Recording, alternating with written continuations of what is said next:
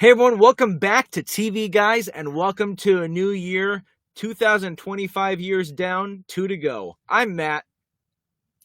Okay, I'm Brian. And you got 2 years left, Brian. That's it. And then just make sure you Like, say goodbyes. all right. Well, you know what? I'm just gonna not ask questions anymore. You heard it here first. I, You heard it. yeah. Dig damn it, you sure hear. All right. This How is much time do awkward. you have? How much time do you have left, Matt? More. But I have infinite regeneration, kind of like Wolverine. So, like, when the planet's gone, I'll just be floating through the vast infinite of space, unable to breathe, but still regenerating. It's my own burden to bear. All right. Well, you know, even though it's not TV shows, I did just for the first time a couple nights ago. I watched Deadpool and Wolverine. Did you like it? I thought it was pretty good. Actually, I this year within the past month, I saw all three Deadpools for the first time. I never saw them before. Did you like it? Actually, I did. I mean, I don't know why I never jumped into those before. Yeah. I like there's funny stuff in it.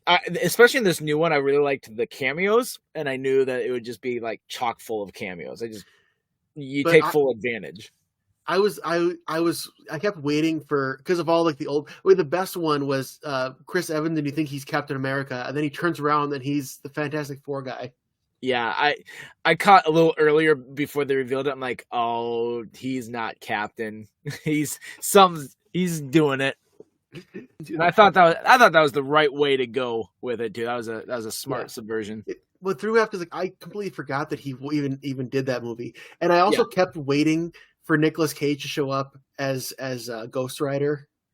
I believe that they had talks for him to show up, but there was something about like they just didn't have the budget with everything they were doing. They didn't have the budget to have his flaming head in that for as long as they would have wanted. Yeah. So it's also why the Human Torch's action sequence was so short lived. Yeah, understandable. It's not his movie, but yeah. And I'm a sucker for stuff like that, or like when the head banging and they show a little bit, they play a little bit of The Greatest Showman, which is Hugh Jackman's movie. Yep, that was good. Yeah, but overall, sorry for anyone out there who likes these. You would think that the humor is my kind of humor, and some parts of it are. There's just a little junior highness to it that turns me off, and I'm like, it's not fine. Plus, I think maybe the tone of it might be your style, but I think you're not a huge fan of like excessively dirty humor. Yeah, not excessively dirty, and I think there's like meta is fine, but I feel like meta has just gotten so rampant that it's worn itself out a little bit to the point that like give me something that's sincere any day of the week. We don't have as much like we're just going to sincerely commit to this like the 90s did. Like, the 90s they do stuff like this is really cheesy, but they are all in on it. So we don't have that quite so much. We have a lot of winking at the audience. So and now all those cheesy 90s people, they're all doing podcasts where they're watching their shows now. It's meta again. Make it stop. They actually had a 3-part podcast where it was 3 of those 90s podcasts who all the cast from all 3 of them got together to just talk about Christmas presents and stuff. And then they put it out like part 1 is on this podcast, then go to part 2 on this podcast, and go to part 3 on this podcast to try to promote each other. Yeah, Angie and I watched a movie from 91 yesterday with a very young Ben Savage in it. Oh, yeah? Wait, Princess Bride? No, that's Fred Savage. That's Fred Savage. We actually watched Princess Bride about a week ago. So, yeah, we've seen the Savage brothers in the last week. But no, it's called what? Big Girls Don't Cry, They Just Get Even or something like that. It's a long title for a movie. It's a very 90s movie. It's like, and then this happened, and we all went along with it. Like, all right, okay, that's fine. But it was fun to relive something from her childhood. So, oh, it was one that she grew up watching. Well, like it's kind of funny because it's one of those movies. Like, I don't know if you guys have ever had this where you put on a movie like, wait, I've seen this before. And it's like a scene comes up. It's like I know that I've seen that scene, but I haven't seen it since I was like 4. And so it was Oh, kind of yeah. like one of those movies for her. Oh yeah, absolutely. So she didn't go into it knowing she'd seen it. No, it just happened to be cross streaming as we're going. She's like, I feel like I've seen this. I recognize parts of this. So she watched it to Yeah. satiate. Because one that I know would be that way for me that I still haven't watched. It's and you would know it because it's a Jim Henson project, but it was like that made for TV Christmas movie from like 1990 or 1989. That is pretty much the plot of Toy Story, but it was like the Christmas toy. something like, I think that's what it's called. I've never seen it, but I know of it because I never until I was later. I never really ventured out of the Jim Henson's Muppet realm because I know he did other things. I eventually saw like Labyrinth and stuff like that, but not Dark Crystal. I still haven't seen Dark Crystal. Okay, and they have a TV show about it now, right? Yeah, they do, and I still haven't seen that. Look, you call yourself a fan. If it's not one of the three pillars, which is Muppet, Sesame Street, Fraggle Rock, I probably haven't seen much of it. And actually, Sesame Street is hanging in the balance, and it's a possibility that it might be done with after 50-some years, but we're not sure yet because they're waiting for a new distributor because HBO dropped it, and it's PBS doesn't have the funding to because it's an expensive show, so they're kind of like waiting for someone else to pick them up. But it's paid for by viewers like you. Yeah, well, the viewers are either don't have money or don't want to give it up. That sounds like viewers. Yeah. All right. Well, hey, that's not at all what we're talking about today. I mean, good news. We killed 7 minutes. We're good. Well, I mean, it's a little bit. We talked about movies we've seen this year, which I was gonna pad it by talking about some movies I've seen this year, or at least mentioning them because I haven't seen many TV shows this year. Yeah, you're not going to do a lot of talking. I've prepared my dissertation today on all the TV shows. I've watched a lot of TV shows, but one way that I thought you could contribute to is you can talk about, because we'll go by like streaming service by streaming service, because what we're going to talk about is new shows and new seasons from 2024, what's worth watching, what's not worth watching. I even have some that I know you haven't seen and I haven't seen, but I've heard buzz about, and it might be worth just mentioning and talking about. Is on my maybe watch list. But like for instance, it's like I've mentioned the podcast that I'm still on a rewatch of the MCU. I'm currently halfway through the first season of Loki. So like anything new that came out with the MCU this year, I will watch, but I'm waiting till I get there in my rewatch. So like I haven't seen any of that this year. And so no, that wasn't this year. I was like, you brought up Loki, and I'm like, did I forget it? Because that Loki had season 2. Yeah, which I haven't seen yet. But that was last year. That was in 2023. So it's weird. Time goes weird at times. But like for instance, one show that's got so much buzz I haven't seen that like people were talking about all summer and lots of award consideration and just was talking about how top notch it is a show called Shogun. Haven't seen any of it, any episode. I don't really know a whole lot of what it's about apart from it taking place in feudal Japan, but people are like, this show is phenomenal. I'm like, well, I've got to watch at some point, but I've got a lot of other stuff in the works first. So I was like, let's just bring it up, and that's it. Okay. Oh, sorry. I was trying to think like, I was trying to pull from my brain. I've heard the title, but I couldn't tell you anything about what it's about. So I'm trying to pull from my brain what that show is about. And I forget his name. He's this huge Japanese actor. He was in Lost. He was Dogen in the last season. Hiroyuki Sanada? Yeah. So he's in it. And I mean, of course, if it's a big Japanese prestige project, that guy, he's in so many Japanese films. And he's great. He has a great gravitas. Yeah. Well, anyway, let's just start. Let's go kind of like streaming service by streaming service. And like we can start with HBO Max because last week we discussed one of the best TV shows of 2024. Yeah. It's probably my favorites of the new shows I watched. But if you didn't listen to our Penguin episode, go listen to it. If you haven't watched the show, go watch that first because it's really good. It's a bit dark, but it's still really good. And we're going to spoil everything for you if you listen to the podcast first. Exactly. So no, Penguin was good. So I'm not nearly as fluent with DC as I am with Marvel, but I always gravitated more to Batman. And so I like that it kind of gets more dark and a little more serious than some of the other stuff. And this one takes that like up to 11 with how like brutal it is. Yeah. I had felt that Christopher Nolan, like when his stuff came out, it was darker than what had been done before, Yeah. but it still, I felt like there was a line that Nolan didn't cross. And I do feel like the current Batman's cross that line is erring a little too far into the dark territory for my taste. Yeah. But I mean, Batman, it depends on the author of who's doing it, but Batman has had some dark runs. Like the Joker run where he cuts off his face and leaves it in his jail cell when he like escapes, and then he has to like patch it back on later or something like that. Like that's really gross and demented, but I mean it's comic canon, so okay. I have no idea what you're talking about, but that sounds awful. Just imagine ripping your face off and leaving it for someone else and then walking around with no face. That's Well, it just makes me think of Silence of the Lambs, where he like cut the guy's face off to escape. Oh yeah. Remember that? Yeah. I didn't watch. I was surprised at how little like new stuff from HBO Max I watched a ton from Netflix, but I didn't watch a ton from HBO Max. But one that people were talking about a lot. Did you happen to watch that documentary, Quiet on the Set? Oh, I did. Actually, that is one I can talk about. There you go. That is one. It's like I can't call it like, oh, it's a fun watch. It's not fun at all. But it's because I knew a little bit here because there had been videos going out for a while about Dan Schneider.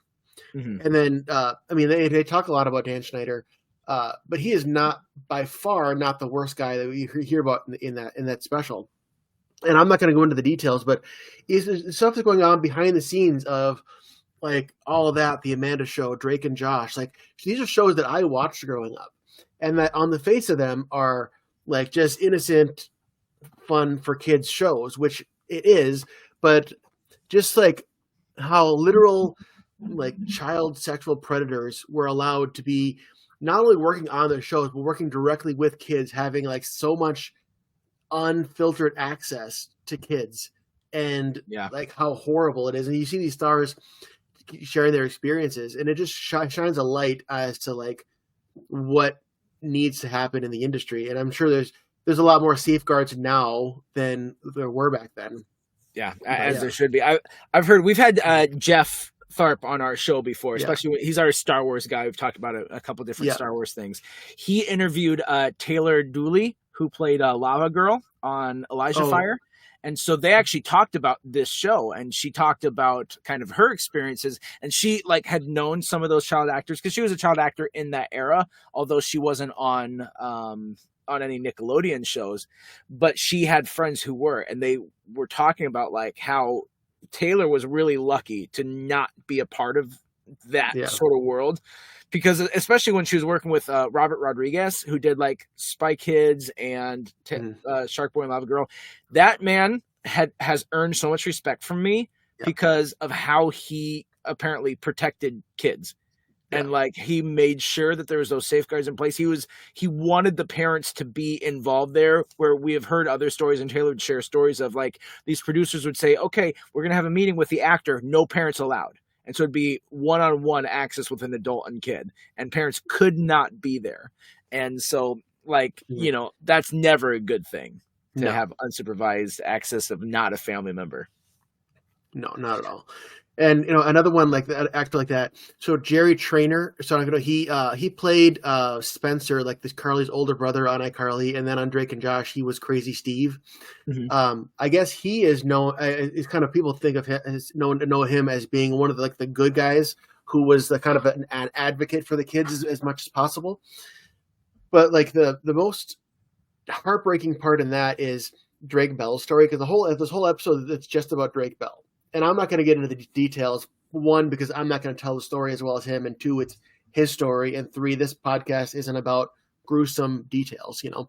But if you're interested to go listen to the heartbreaking part is they also interviewed Drake's dad, and Drake's dad saw the red flags coming a mile away, and he did everything he could to push them away. And Drake was saying, like, I didn't see it at the time. I thought my dad was wrong and all this stuff. And just like his dad tried everything he could to stop like bad stuff from happening. And because Drake didn't see it when he was younger, ended up all that stuff happening to him, which is just, Yeah, it's really eye opening, but don't watch it unless you're ready to watch that. Yeah, if you want a good, a fun time on a Thursday night, just throw that show on. And one distinction, like one of the main predators they talk about, the horrible guy, his name was Brian Peck, who I say no relation to Josh Peck, ironically, who was his co-star on Drake and Josh. You'd think, no, they're not related at all. No.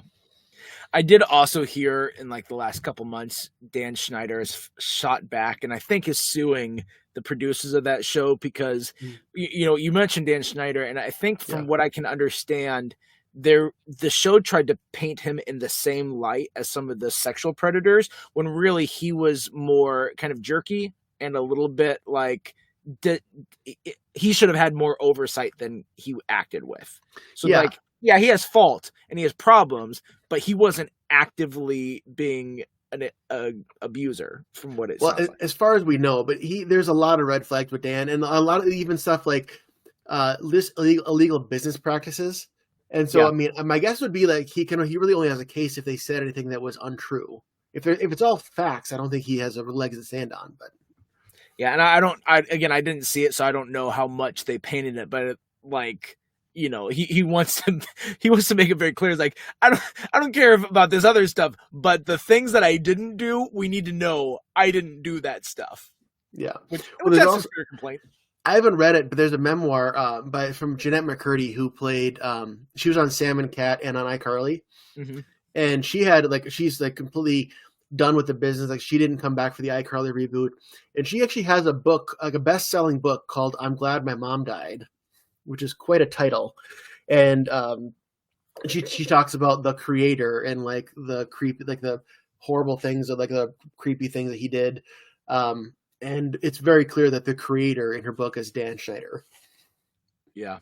So, well, let's move on. We've spent plenty of time talking about this. We got a lot to go, and I don't want to take too much time on these other shows on HBO Max because again, I haven't seen them. Are you a fan of the Dune series, Dune 1 or 2? I've never seen any of them, so not yet. I could be. I've watched both of those movies, and it hasn't like captured me the same way as like say a Star Wars or Lord of the Rings does. I know that they're going for that epic quality, and like it's shot beautifully. Denis Villeneuve, however you pronounce his name, is a beautiful director, and he gets some great cinematography and a cinematographer who does some fantastic stuff.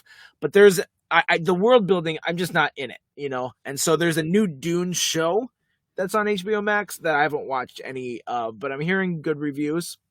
So that's a new thing. And then there was another season in the middle of this summer of True Detective, the show that started with that season 1 of Woody Harrelson and Matthew McConaughey. And this is its 4th season with, I think Jodie Foster is in it. I'm still on season 3, the Mahershala Ali season, and I haven't finished that up yet. Okay. So that's why I didn't watch that one. But that's again, there wasn't as much on HBO Max as I thought. Disney Plus had a good amount of stuff. Some of it sucked. Some of it was good. Some of it just in the middle. You talked about Marvel, and Echo came out this year. And I think Echo was the first of its small scale TV projects where they're trying to like separate the TV projects from the greater MCU to not confuse people. Like, so it's like a Marvel Spotlight series, I think is how they're referring to it. Okay. And it does have like even Daredevil has a cameo in it and Kingpin's in it. But it's a little more small scale, and it was fine. It was exactly what I expected. I'm like, Echo isn't a character that I was like, oh yeah, Echo. I loved her in Hawkeye season 2 or season 1. But wait, who was she in Hawkeye? She was the deaf girl who had like, I think she had lost a body part or something like that. But she was kind of Hawkeye's nemesis at first until Hawkeye was like, Kingpin was using you. He killed your dad. And so this is kind of her story of realizing, wait, I need to flip the script on Kingpin. Okay. I'll admit I haven't seen Hawkeye since it first came out. So the only thing I remember is the girl, the Archer girl, and then the Avengers musical. The Hawkeye musical, that was great. Yeah. Let me hit on this too real quick. So this is my frustration with Disney Plus. Disney has been getting a lot more into like pro witchcraft shows in terms of like witchcraft keeps popping up in everything. The Acolyte had a group of lesbian witches that was like, this storyline sucks in general, but I mean at the same time it's not the sort of it's the things that politically I'm against as well. And so I didn't like Acolyte for multiple different reasons. Apart from the guy from Squid Game, his acting, I think he's a really good actor. Okay. But English is clearly not his native tongue. And so you can see him struggle a little bit in his lines, even though he gave good action. But the Acolyte overall, I just think the story sucks. And it felt like it was made by someone who wanted to tell a Star Wars story without caring about what makes Star Wars, you know? Okay. But having said that, as much of a bone to pick as I have with including positive representation of witches, Agatha All Along was really well written. I'm excited to watch that Hahn's fantastic too. Because I recently passed WandaVision in my rewatch, and I'm excited for that. And like you think about witches, witches are hot right now because think about it, you got Hocus Pocus, Agatha All Along, and WandaVision. You got Wicked. The witches are big right now. Yeah, and my problem with stuff like that is that like they'll go in these interviews and be like, yeah, we researched real spells or like talked with real witches and we put that into our stuff. I'm like, don't do that. That's like, you don't realize what you guys are doing. Like that's an actual thing, guys. If you're listening and you think I'm crazy, fine. But like real actual witchcraft is pretty dangerous. And so for the fact that like putting it into our entertainment is something that I really have a problem with. And so that's why I didn't like that Agatha All Along was actually a really good story. They did some really interesting stuff. And there was one episode where they played with like time and they kind of did some time jumps all throughout the episode. That was just like really, really well done. And so I hate that it was as good as it was, but yeah. I got to give credit where credit's due. I wish it was a different subject matter, but the story itself was really solid. Yeah. And okay, this is really the only time I'll probably have to be able to bring this up. But so I saw Wicked, which I liked it, but I saw a video of this mom who was saying she was disappointed because she didn't realize that Wicked was going to be about witches. It's called Wicked. And because she saw Ariana Grande in Pink, and she thought, oh, it's going to be a fun Disney princess movie. It's called Wicked. Like, do you not know anything about the subject matter? Even if you just like, if she didn't know it was about Wizard of Oz, okay. But if she knew there's a tie to Wizard of Oz, and she sees like someone in like witch garbs with green skin, yeah. That's a little bit of a giveaway, right? Like, how do you just go into something so blind like that? Yeah. Like, I mean, I'm sure, do you and Angie just take your kids to movies that you've never heard of and all you know is the title? No, definitely not anymore. Every now and then we'll watch, like, a year ago or so, there was like that movie Migration about like the ducks, like that animated one. Yeah. And I didn't know much going into it. I just knew that it was animated. I knew its rating, and I'm like, and then I just kind of plugged it online, just be like, because they sometimes slip adult things into these animated ones. So I just checked and made sure, and I'm like, okay, it seems fine. But that was the extent. So when I'm watching, I'm like, oh, that's where the story's going. Okay. We were growing up. We were in high school, but we were on a vacation somewhere, and so my parents took me and Laura. It was the four of us. My parents, me and Laura, to go see Meet the Fockers, which is a very awkward movie to see when you're sitting next to your parents. Not just about as awkward as watching Titanic with them. Oh, my mom with Titanic would hold up a blanket over the screen during those scenes, so I couldn't watch it when I was like 9. That was a bit of a big blanket in theaters. Oh yeah, well no, I didn't get to see it in theaters. I got to see it at home with the 2 VHSs tapes in That's true. Yeah. Double VHS. Like, man, this is an experience here. Yeah. All right. One other show that I watched on Disney Plus, I'll hit on, and then I'll throw a couple other names here real quick. Is Dream Productions, the Inside Out spinoff, and That was okay.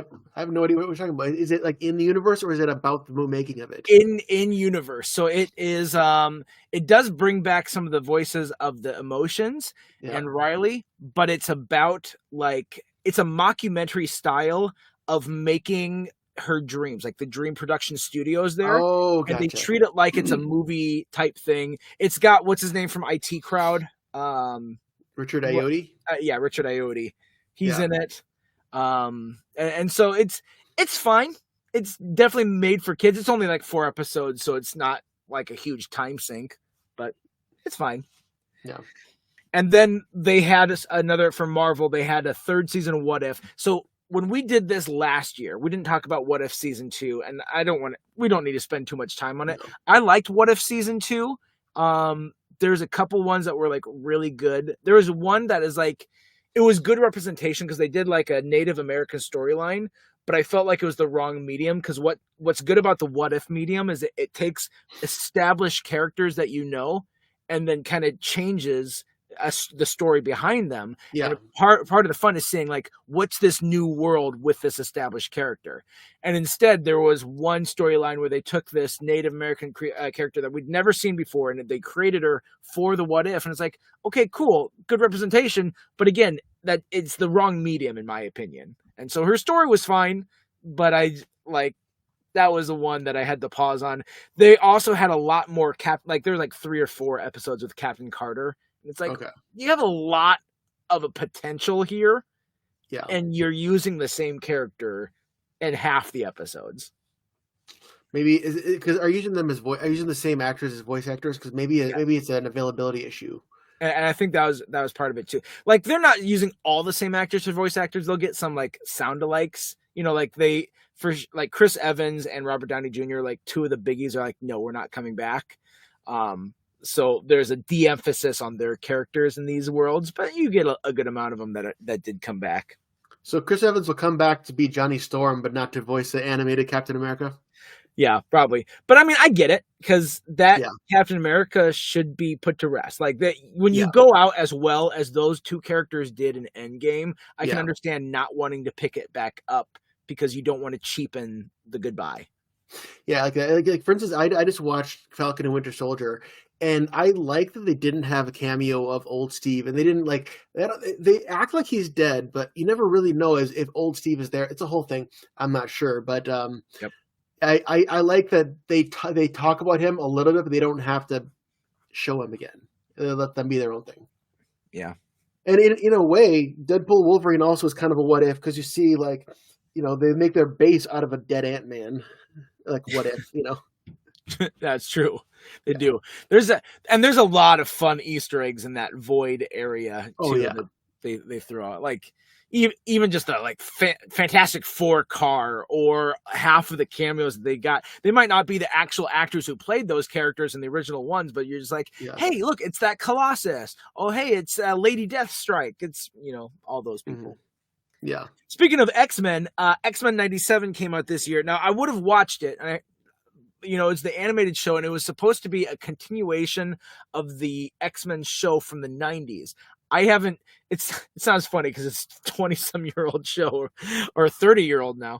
I haven't finished the old X-Men from the 90s. I'm actually still watching through it because it's on Disney Plus. So I'm like, I'll finish watching that because this will pick up directly where it leaves off. So if you watch X-Men 97, let us know what you think about it. I have a big gap in X-Men. I mean, because I only saw the first 2 X-Men movies from the early 2000s, and I haven't seen those in a long time. So I have a lot of X-Men to catch up on. Yeah. Did you watch any of Skeleton Crew? That's the other on Disney Plus that I haven't gotten to yet, but I really want to. No, I haven't yet. I kind of, after a while, I kind of got on Star Wars fatigue. I know that might be blasphemy for some people. No, because I mean, Mandalorian was good, Boba Fett was good, Obi-Wan was okay, but it just seems like, do we need to have a standalone show on every single character? Yeah, Acolyte sucked. Obi-Wan, I was disappointed with. I wanted more, especially getting Hayden Christensen back. I wanted to see more of that. I didn't feel like it landed as well as it could have. But this one, because of the concept, I'm more intrigued on it. I'm not a big The Goonies fan so much, because I think I saw it too late in life for the nostalgia to really hit me. But I still like that feel being put into a Star Wars universe. I'm like, that's a really interesting concept, and I can get behind that concept. And it's a great way to do a fresh approach to something that's getting a little stale. Yeah, so I get that too. And same thing, like a lot of 80s movies are like big iconic movies for some people, but like same thing, like since we weren't old enough to watch those movies live, a couple of those 80s movies have the nostalgia factor, like Ferris Bueller or Star Wars Back to the Future, but a lot of those were misses for me. Yeah. Speaking of misses, on Amazon Prime, they continued along with the suck fest that is the Lord of the Rings, Rings of Power. It's not as bad as I just made it seem in that 10 seconds, but still, it's not great. It's just the fact that it's so aggressively mediocre for how much they put into it is what's infuriating. Like, you have is this huge, costly show with very rich tapestry of characters and a world that you can explore a ton of, and it just ends up falling flat. And it's so disappointing for some, because like the Lord of the Rings live action trilogy was amazing. It was. And so I haven't rewatched it in a long time, but I love those movies. I saw those movies in theaters. And it's when you have your source material. Well, I suppose the source material was the book, but as far as film goes, that source material is at such a high level. And even The Hobbit, Hobbit was good, but Hobbit didn't reach the heights of Lord of the Rings either. And it's just hard to match that energy. It is. Admittedly, it is. And there's some good things in this. Like the character of Durin, the dwarf, is fantastic. I like him and the storyline this season with his wife. And his storyline is all about like the dwarves being corrupted by their greed and the desire to continue to dig, and in waking the Balrog up that we see in Lord of the Rings, Fellowship of the Ring. I'm like, that's a good storyline. I was intrigued for all of it. Everything else is like, eh. So, but what was good on Prime, and something that we probably should have done an episode about, I don't know if we will this next year, if it's too late to get to it, but the TV show Fallout. Now, I never played the Fallout games, so I wasn't like a huge fanboy on those, but as a not fan of Fallout, I really appreciated the TV show. I talked with a couple Fallout fans about it, and they really loved the show. So I think it was a good representation. But I think it was carried really well by Ella I think Purnell is her name, and Walter Goggins. Both of those were just fantastic. And there's some really good stuff. There's some great cameos. Matt Berry shows up, and it's like, look at that guy. Michael Rappaport suddenly is there. What? I'm like, I know you. Michael Rappaport is underrated. No, I'm confusing his character name on Lost. Michael Emerson. Who plays Ben Linus. Okay, I might be Ian just some of these names. Yeah. It's good. It's a really solid show. I don't tend to like apocalypse type shows, but I got behind this. There was a lot of good behind it. By the way, you said Walter Goggins. Isn't it Walton Goggins or is it Walter Goggins? Is it Walton Goggins? I don't. You might be right. It is Walton Goggins. Shut up. I know things. And I know some other things. You do. Like, did you know that we know stuff? Did you know that Argentina is surprisingly cold? Did you know that Greenland is surprisingly not green? You got that from Mighty Ducks. I got that from geography. Oh, you didn't. By the way, you didn't let me finish my terrible joke. Argentina is cold because it's bordering on Chile. So, moving on. That's the right response. We're not even halfway through. Okay, we got to crank it out. Okay, let's go back to disappointments. I love The Bear. I love The Bear season 1. Season 2 is even better. Season 3 let down because season 3, a lot of people are hypothesizing that they only had like 3 seasons ready for this show, and when it was so popular in the first 2 seasons, they're like, we need to have 4 seasons, and like, all right, well, we'll just break what we're going to do for season 3 in half, because it really felt like they just went so slow, and that we get to the end of the season and I'm like, wait, did anything like major happen? like 1 and 2, big things happen, Yeah. and there's resolution, and there's not a resolution with 3, and it was pretty upsetting. I didn't see 3 because, and I would have seen it, but I've heard a lot of people say just what you said, that it was a letdown. Yeah, and continuing that letdown idea, if you guys, I don't know if whoever saw The Old Man, that TV show, it has Jeff Bridges and John Lithgow, and then maybe from Ali Schwaka from Arrested Development, Ali. Oh, I don't know how to pronounce her name. She played Maybe, yeah. Yeah, she played Cousin Maybe in that, and she's played a number of other things too. So those 3 are kind of like the 3 big pieces of that show. And it starts off really intriguing in season 1 of Jeff Bridges getting drugged back in, because he has this extensive military background, but then he's trying to live like outside of that, and him getting drugged back into the game, so to speak, by John Lithgow, who is a CIA agent, but yet they're still friends, even though there's a little bit of antagonizing on either side. And so it has a really unique season 1, and then the season 2 I'm watching, I'm like, exploring this mythos, it loses its focus that it had in season 1, and it wasn't as much fun. And then they canceled it because it had a long amount of time between season 1 and season 2. And I was even like, wait, where did we leave off? What happened in season 1 again? It's one of those type of shows. So having that long of a time between kind of killed it. But what didn't have too long of a time was Only Murders in the Building. Have you watched any of that yet? No, it's been on my list of things to watch, but I've heard, because I like all the people in there. I want to watch it. Yeah. Only Murder. And the weirdest thing we got out of Only Murders in the Building is an actual real life Martin Short, Meryl Streep relationship. Okay. Wait, they're dating in real life? They're dating in real life. Huh. Yeah. All right. But that was a good, this was a good season. They had, again, that same little like cameo star power, couple big names pop in. Kumail Nanjiapur. Are you saying?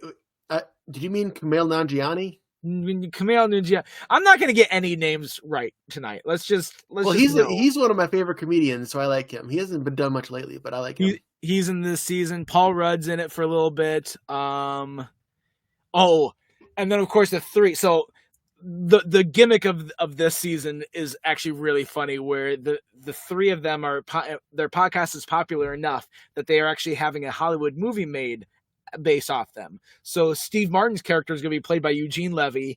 That's perfect. What's her name? Selena Gomez is going to be played by Eva Longoria, and then Martin Short is played by Zach Galifianakis. And so the interactions of the main trio and the acting trio is really, really funny. And I know we talked about like the meta and like is a little tired, but this meta works really well. I just had a thought in a moment, and it wasn't. But for a second there, I thought, wait a minute, Eva Longoria, wasn't she Selena Gomez's mom on Wizards of Waverly Place? But no, it wasn't her. It was a different Hispanic lady. It wasn't. Yeah. Nope. And then wrapping up stuff that I watched on Hulu, and I won't take long on this one. A more serious show. If you're into more like historical TV shows, there's a mini series earlier in the year called We Were the Lucky Ones that takes place during Holocaust times and kind of follows a Jewish family. And it's a big family. They've got like 4 kids or something like that. And then it has the parents. And so it kind of, the kids end up kind of breaking off as they're all trying to survive. And it starts like before like Still Nocta, before like the Jewish tensions and like the oppression of them really started to become widespread. And then it like carries through like a long period of time.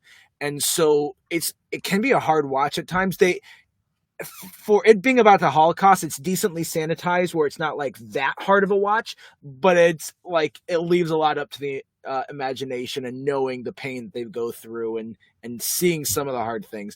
And so it's a really unique show because it shows a couple different struggles. Like one person is actually able to make it out of Europe, but then they get stuck in this log jam of trying to get to another country and like getting denied at the border of all these other places. And then like, how are they going to survive when no country is willing to accept them in order to save their life? So, a couple different storylines and things that you don't always see with Holocaust shows. So that sounds interesting, and Holocaust is hard to do a show about because it's so serious and like personal to so many people.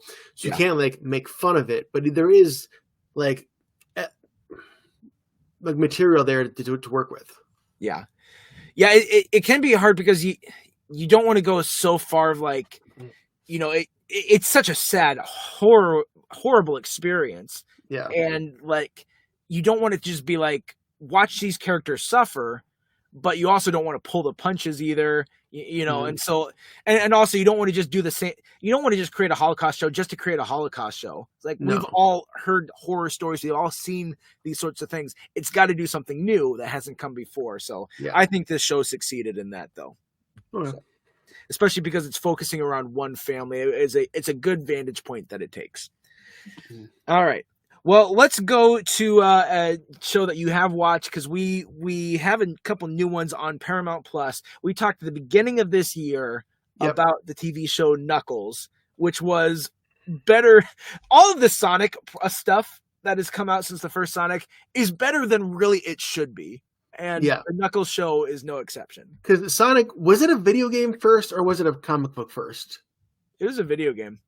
Okay, so I was around for the origin of Sonic. I remember I had a Sega Genesis, and we played the Sonic games like crazy. And then You were around for the genesis of Sonic? I was around. I see what you did there. Thank you. It wasn't too hard to see. No, no, that was like the early. I mean, I remember those early days of like we played Sonic. I mean, there were certain levels that were like so like hard to pass, and I like it's so basic compared to video games that came even like a little bit later. But yeah, that was, and it was definitely a good one. Yeah. I forget where I was going with that.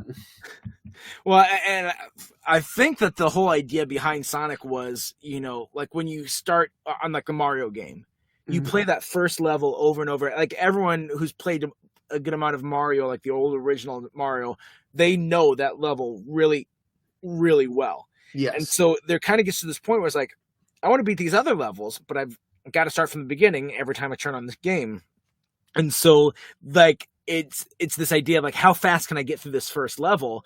And so they kind of started making that idea with Sonic, where it's like, this character is fast. This character can blow through levels in that way and can have that same sort of feeling as we had with the original Mario of just, let's get through this the first level as fast as possible, Yeah.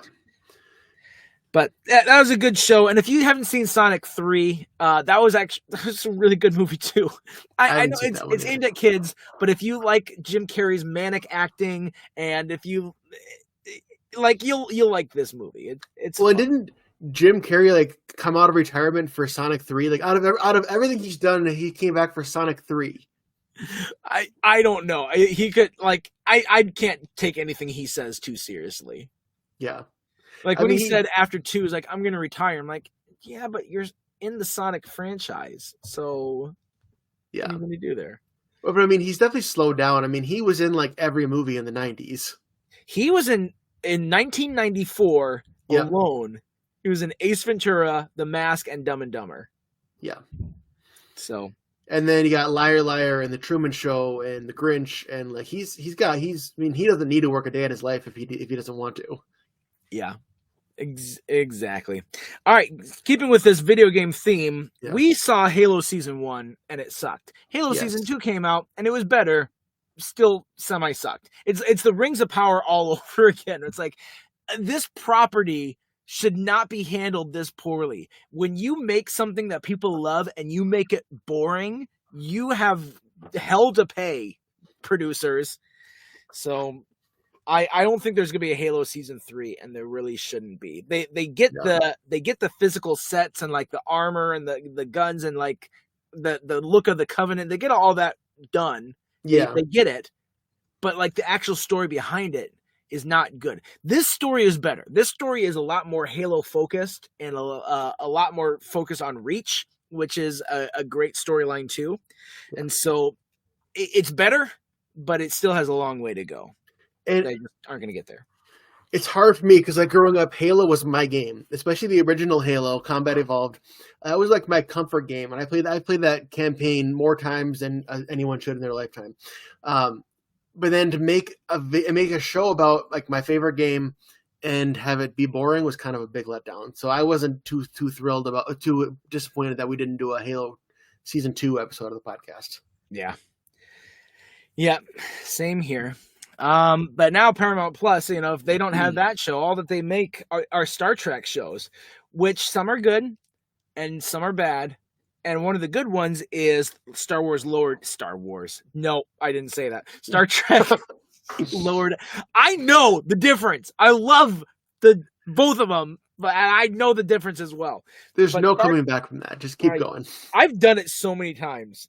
The only thing is, like, I know the difference is just constant slip of the tongue. It's like me calling my kids by their different names. Like, I know who Jack is. I love Jack, and I love him differently than I loved all the other three. But I'm still going to call him Elijah every now and then. So, yeah. But Star Trek Lower Decks, that's actually a show that is going to be, it can be accessible for people who don't love Star Trek. So it's definitely made by people who love Star Trek for sure. And so there's a lot of different nods and there's a lot of Easter eggs and there's some things that you're like, I know that's an Easter egg, but I haven't seen that episode or it's been so long since I've seen it. So I can't fully appreciate it the way that maybe a hardcore fan could. But there's also ones that are like, oh, I do recognize that. Or even if you have like a tangential understanding of Star Trek, you still can enjoy it because the plots are funny. It's enjoyable. It's a little bit Star Trek slapstick almost, I guess. But it's a really good show. It doesn't take things too seriously, but it still has a respect for Star Trek, the franchise. And I'm just like, it's really well done how you guys do that. There was an episode in season 4. I haven't watched too much of this season. I just had it on there for that. But there's an episode in season 4 where they go to the museum for the Star Trek Voyager. And that was a show that I grew up with as a kid. And so when they get to Voyager, they're playing the theme song, the orchestral theme song from the TV show Star Trek Voyager as they're there. And I'm like, you just hit me in the nostalgia button. And like, that's really nice of you to do. Thank you for doing that for me. It makes this moment feel really cool. And so I can appreciate it as a Star Trek fan. But others would be like, oh, cool. A big ship and some sweeping orchestral music. Cool. Yeah, I wish I had anything to talk about this. I think I might take 2026 and like go through all of Star Trek, like all of it, and throughout the entire year, and then by the end of the year, I'll have watched it all in 2026. There can be a slog in some of it though. Like I'm counting on it. There's no way you could have a 60-year franchise without slogs. Yeah, it'll depend. There's some series, like I said, or the movies that are like, this is a great jumping in point. This is perfect for a modern audience. And there's some that's just like, you kind of had to be there in the day for it, and you're not going to like it. Right. Everything has its worst. Like I could tell you right now, without question, the worst thing the Muppets ever did. And I'm not going to say it because I don't want to accidentally make people go watch it because I don't want to do that to them. That's really kind of you. Yes. What a guy. All right. That's it for Paramount Plus. I'm saving Netflix for last because Netflix has some really good stuff, and there's one specifically that'll be a good show for you. So I'm going to jump to Apple TV. Now, you've watched Shrinking, right? With Harrison Ford and Jason Segel? No, but it's been on my list of stuff I need. I've been doing too much rewatching. Yeah. It's a hard show because there's pieces of it I like. Harrison Ford is hilarious. Jason Segel is definitely hilarious. But there's just this...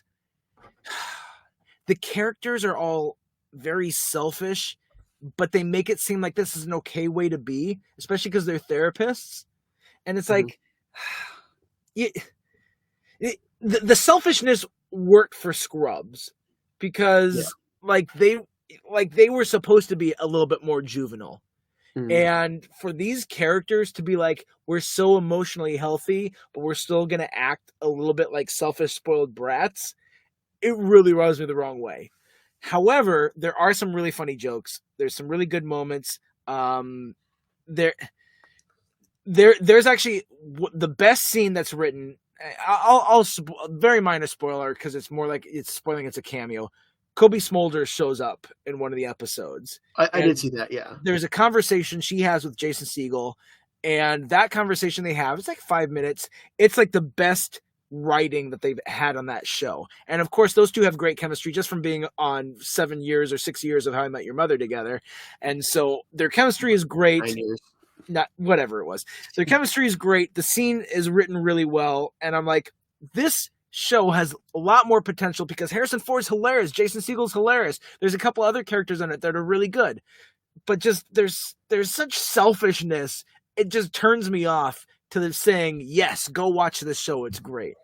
Well, as far as stuff like that, it's, when you're saying like, oh, this isn't how a therapist should be. Excuse me. It also depends on how realistic the framework of the show is. Because if it's built as realistic, then it bugs you. But if it's built as like completely cartoony, which I'm sure it's somewhere in the middle, then it just yeah, it's built more realistic, while Scrubs was a bit more cartoony. Yeah, and that's where that's where my problem is. And even Ted Lasso is built a little more cartoony. This is more down to earth. There's some unbelievability about it, of course, because it's a TV show. Well, of course, you're going to be, but it's the most realistic Bill Lawrence show I think I've seen. So it's Bill Lawrence. Oh, that's right, it is Bill Lawrence. So, so there's that. Then also recently with their season 2 was a show called Silo. I don't know if you watched any of that. No, I never heard of it. I don't watch TV for a guy who hosts a TV show podcast. It's Lost adjacent, but Lost is definitely better. This civilization has been in this underground bunker silo for generations, and that's all that they know. And so there's kind of this idea of like, are we ever going to be able to leave the silo? What's outside the silo? There's some mythos of it. There's mythos of like the organizations in the bunker. And so there's a lot of, it's one of those mystery box shows, but I just think it's not done as well. It's fine, but it's not done as well as Lost. And it doesn't scratch that itch that I wanted it to scratch. Yeah. And it's tough when you're putting up against Lost. Yeah. Yeah. Yeah, it is. All right, and these are two that like I don't know if we talked about them last year because they technically debuted in 2023 and the final episodes were in early of 2024, but it's been a good couple years for Godzilla, and so Monarch, the TV show, was really well done, and that's about like it doesn't have Godzilla in it apart from like some flashbacks, but it's got a couple different kaiju monsters. It does have Godzilla, in the flashbacks, like I said. But it's a lot of kaiju. It's that universe, and it's done really well. And then there's another show called For All Mankind that is an alternate reality show where the Soviets beat America to the moon. And so it starts, like that's how we start the TV show is Soviets are the first to walk on the moon instead of Neil Armstrong. And it's the ramifications of that over the course of 5 seasons. And they kind of do like a 10-year time jump in between seasons. And so by like season 3, the world is vastly different in that 80s than it was in the real 80s. And so it becomes a bit more sci-fi. So it's kind of like a real life what if. Yes. Oh, that's cool. And it's done about a topic that I really love, like the space race and space travel and all that. Really interesting stuff. And to start with that as your baseline and then kind of develop this story from there, it's really well done. And it's got Penny from Lost in it too. So, for a second there, I was thinking Big Bang Theory Penny, but a Penny from Lost. Yes, Sonia Walger. Thank you. Even if I would have said her name, it would have been wrong based on how I'm doing tonight. So, yeah. All right, here is Netflix. Here is the show. If you haven't watched this, Brian, this is your show. This is the type of show that you would watch because it's got the things you love. Man on the Inside. You've heard of it? Wait, remind me I've seen the title. Who's in it? It's a Mike Schur. This is Ted Danson. Yep, Ted Danson. It's a Mike Schur show, and Ted Danson stars in it. And he's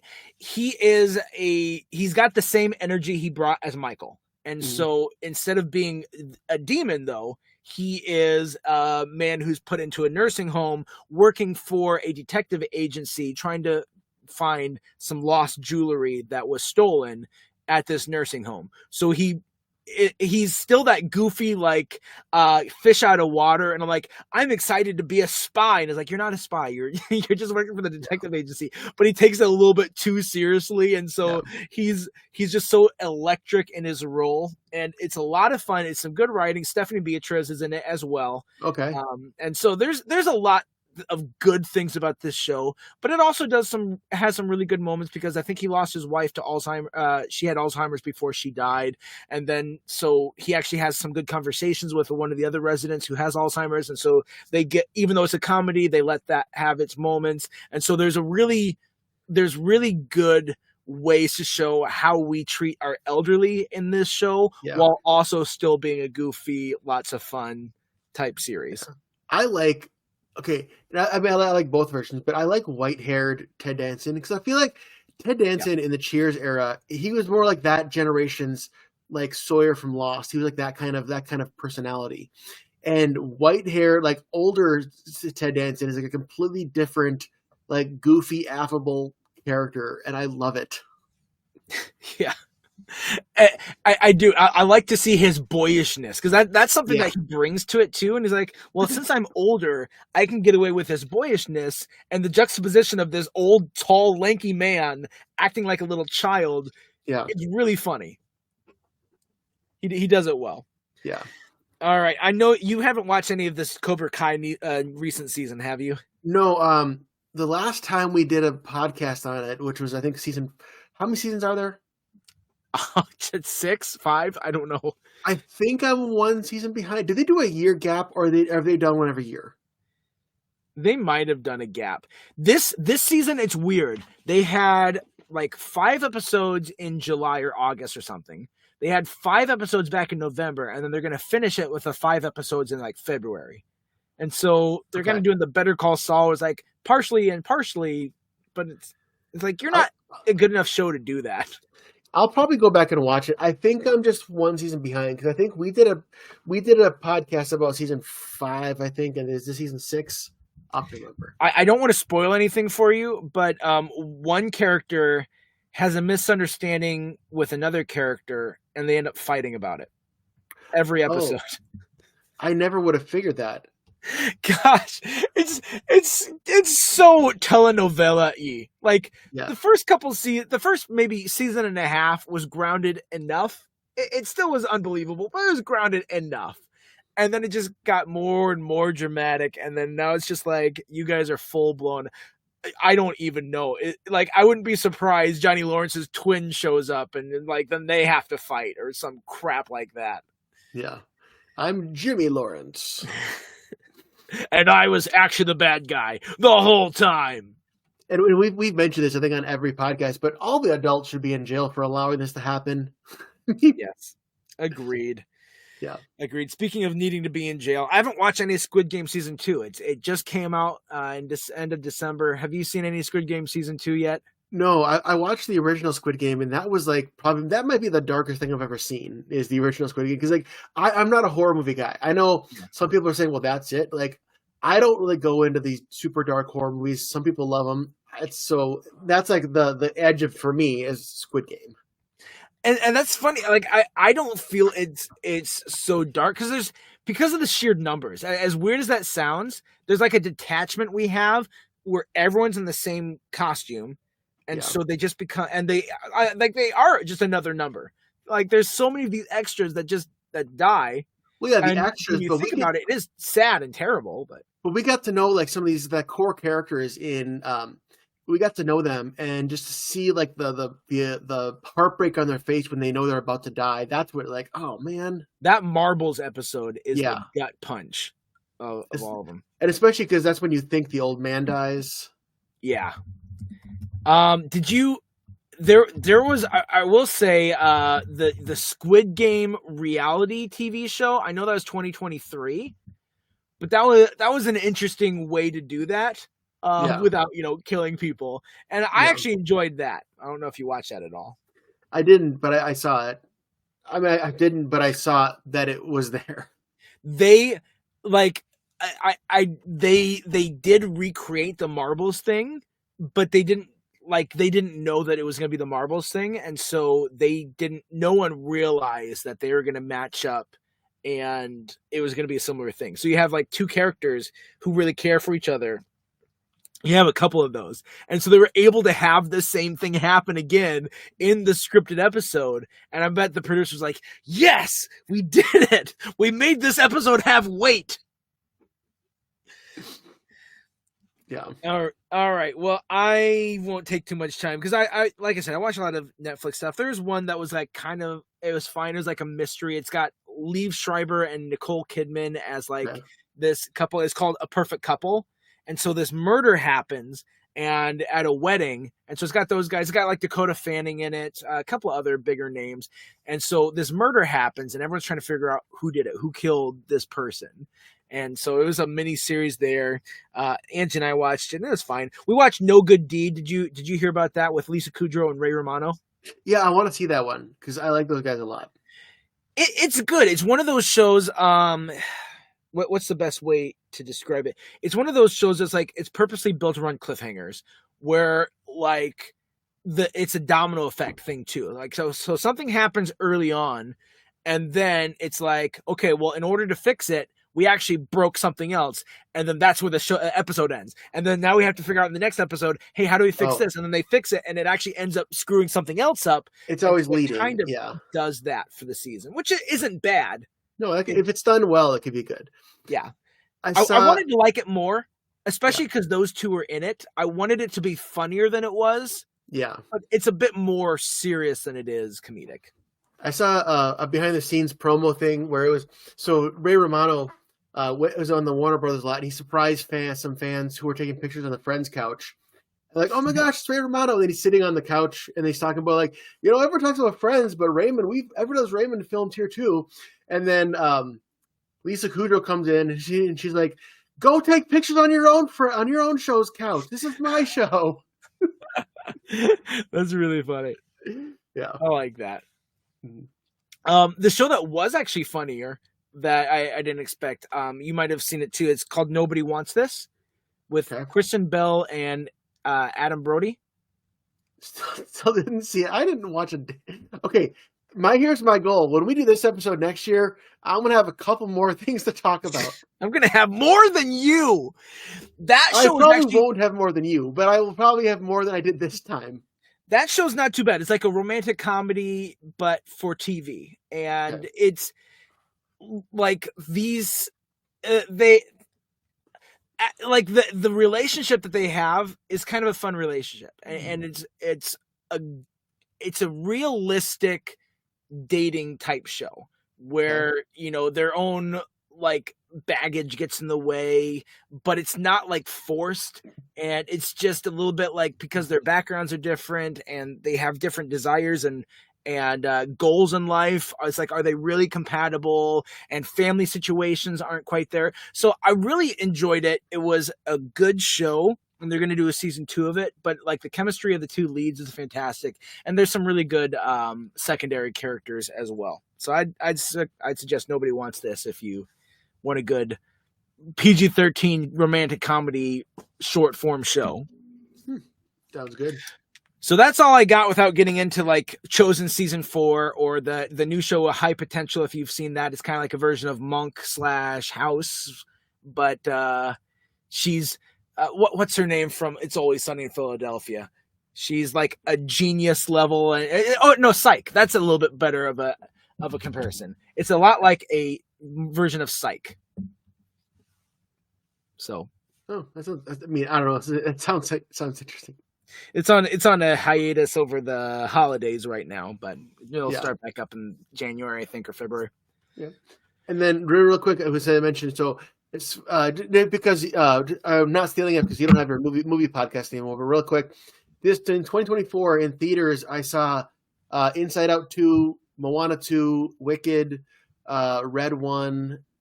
There was something else I saw. Oh, the Bad Boys, like 4. Those are the movies I went to theaters in this year. You know what I found out this year about Bad Boys? What was that? There's a movie called Trapped in Paradise. Have you ever heard of that? No. It's got Nicolas Cage, Dana Carvey, and John Lovitz. Okay. And Interesting. the movie, the concept is better than the execution, especially with those three. It's fine, but like those three, they rob a bank in a small town and then get over Christmas and then get stuck in the small town because of a blizzard. And everyone in the small town is just so nice to them and takes them in when they get stranded in this town, not knowing that these are the guys that robbed them and ripped them off for the like they're holding this money too for like a charity event in the town or whatever. So just like pile on how good these people are and how crappy the other three must feel. Anyway, so those three did that movie, and Jon Lovitz and Dana Carvey, because they chose to do that movie, ended up not doing Bad Boys.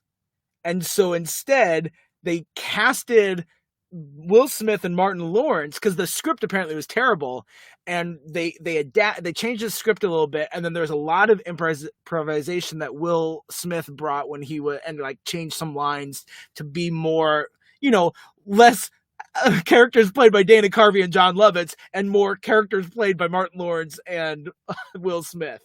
And now we got a franchise like that because of it. If you had said who was originally cast in Bad Boys and given me 100 guesses, I would have not have landed on Dana Carvey and Jon Lovitz.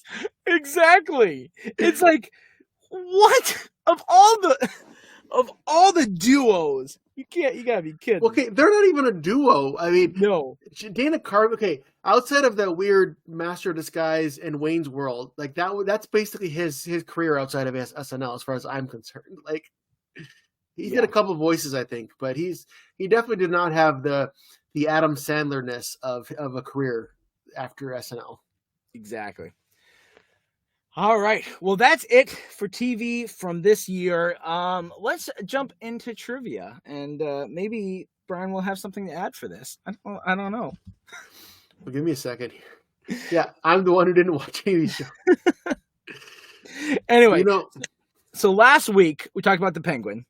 I don't remember exactly how we phrased the question, but we asked about like Paul Reubens playing a character related to the Penguin. We might have even said that he played the Penguin's father, and he played it in two different versions of Batman properties, which was in Gotham and in Batman Returns. And so pretty much the whole trivia was that he played that same character twice in those two things. I don't remember exactly how he said it, but there you go.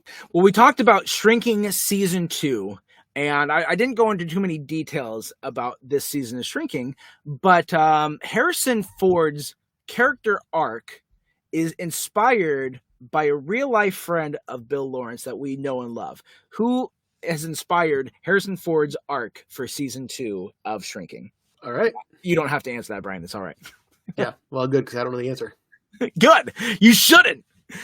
All right. Well, hopefully you guys had a great 2024. Hopefully 2025 will be even better. And then 2026 even better than that. And then when the world ends in 2027, then, go to heaven. Have fun. So you'd rather have the world end than us turn 40? Yeah. I mean, me turning 40 is the world ending in my book. So. All right. Until next time, I'm Matt. I'm Brian. And we're reminding you to stay tuned and keep watching.